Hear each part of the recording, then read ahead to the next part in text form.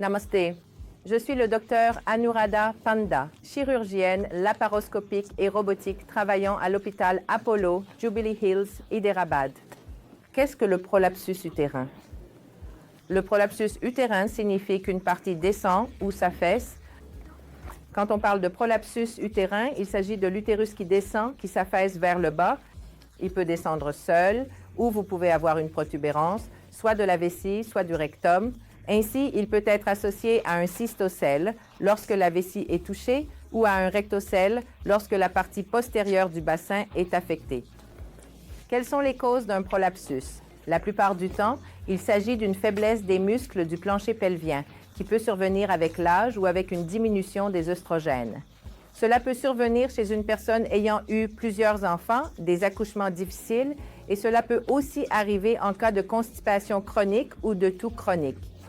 Ce sont donc des éléments à garder à l'esprit. Ou si, après l'accouchement, une personne a eu, un accouchement difficile et devient active et plus forte, commence à faire beaucoup d'activités physiques intenses. Même cela peut prédisposer quelqu'un à avoir un prolapsus.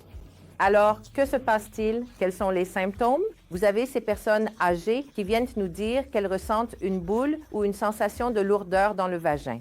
Elles ont l'impression d'avoir des difficultés à uriner. Elles doivent pousser quelque chose pour pouvoir uriner, ou bien la défécation est difficile et alors elles remarquent une boule. Ce sont les symptômes habituels que nous rencontrons. Alors, que faut-il faire?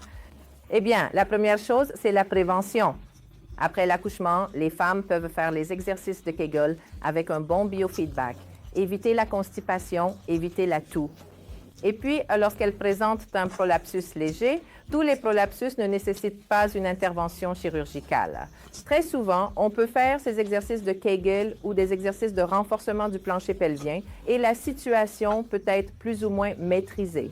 Mais lorsqu'elle présente des symptômes ou si la femme a des infections urinaires à répétition à cause du prolapsus ou si elle a des difficultés à aller à la selle et que cela frotte à chaque fois, rendant la chose difficile, c'est alors que nous devons les opérer. Si une femme plus âgée se présente à nous, nous lui conseillons de retirer l'utérus, puis de réparer le cystocèle, le rectocèle et de suspendre le tout afin qu'elle ne développe pas de prolapsus de la voûte vaginale. Mais bien souvent, lorsqu'une femme plus jeune se présente et qu'elle souhaite conserver son utérus, cela est également possible. L'utérus peut être fixé. C'est ce que l'on appelle une hystéropexie.